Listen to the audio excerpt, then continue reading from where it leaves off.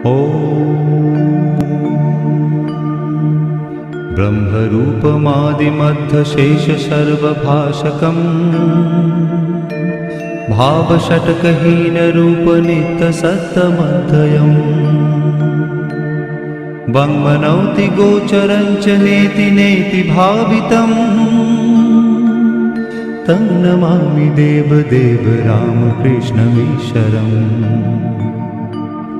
आदितेयविहरं शूरारिदैत्यनाशकम् साधुशिष्टकामदं महिषुभारहारकम् सत्मरूपतत्तकं युगे युगे च दर्शितम् तं नमामि देवदेव रामकृष्णमीश्वरम् सर्वभूतशर